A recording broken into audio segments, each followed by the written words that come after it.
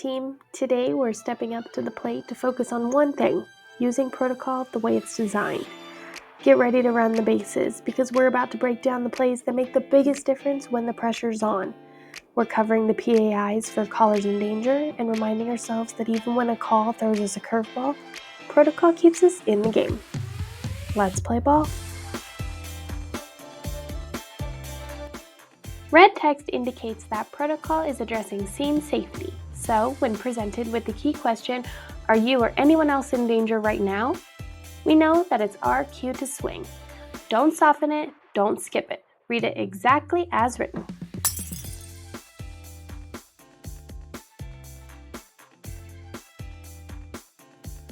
We've fielded curveballs, fastballs, and even the occasional wild pitch. But hearing it all doesn't mean we stop sharpening our skills. What matters most is this: we're confident and consistent no matter what the caller tells us. Because when we trust the process, use the tools, and deliver the question as it's written, we don't just react, we follow the playbook. Let's look at a scenario together. Danielle is home where a verbal argument is occurring between her and her boyfriend.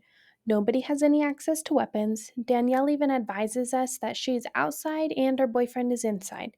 Sounds like she's safe and out of danger. Even so, we process this call on Protocol 114 when Danielle becomes frustrated that she has to answer questions. After reassuring her that gathering this information won't delay any response time, we arrive at key question 10. Are you or anyone else in danger right now? It sounds like Danielle is safe. Should we ask this key question?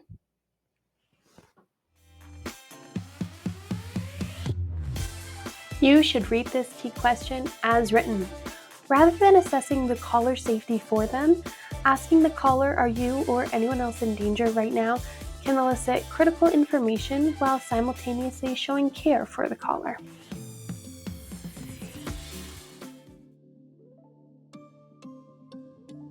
Think of every possible answer to this danger question as a runner on a base. Each one leads us to a different play.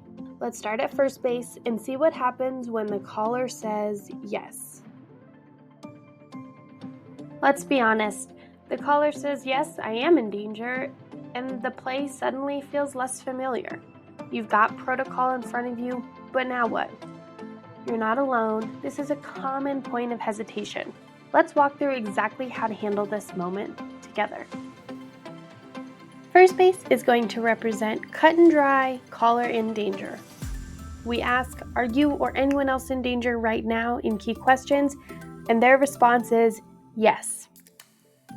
From here, protocol is going to take us to caller in danger PAIs. We want to keep our caller safe while gathering information prompted by key questions. If the caller can't relocate, they can't speak freely, they can't answer yes or no questions, and they can't tap on the phone to communicate, protocol is going to switch gears and have them maintain an open line as long as possible. Be sure to read these PAIs exactly as written. Second base is going to represent caller relocation. In caller in danger PAIs, after reading, "Are you able to get yourself to safety?" this caller says they think they can. As with first base, the goal is to keep our caller safe, ideally returning to the key question sequence. If after reading, "If you think you can get away safely, get away now, where are you going, and can you take the phone with you?" they advise they cannot bring the phone, be sure to select the no PAI pathway. If they are able to bring the phone, select the yes return to key question pathway to resume the sequence. Third base is where we often encounter the most uncertainty when working through caller in danger PAIs. Maybe everything up to this point seemed routine. There were no red flags, no signs of risk, and then suddenly on this key question, the caller says, "Yes, I am in danger." Here's the thing, nothing changes. Stick to the protocol, you'll guide the call and the caller safely home. Let's look at this scenario together. When presented with the key question, "Are you or anyone else in danger right now?" the caller says, "Yes, they are in danger." We click yes, caller, because we're taking their word for it, We read, "Are you able to get yourself to safety?" At this point, they realize they're not in any real danger. They advise you that they are safe, they're out of danger. This is when we can navigate up to the Key Questions tab, return to the sequence, select the red text, "The caller is in immediate danger," change the answer to "No" as they've reported, and resume with the Key Question sequence. Don't forget that caller and danger post-dispatch instructions are available to us to read to the caller at any point should they become appropriate.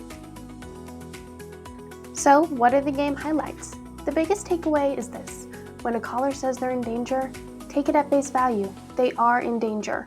When you trust the process, ask the questions as written, and follow the path protocol gives you, you're not just doing your job, you're giving someone the chance to be heard, the help they need, and maybe even the moment that saves their life. That's how you win the game, every single time.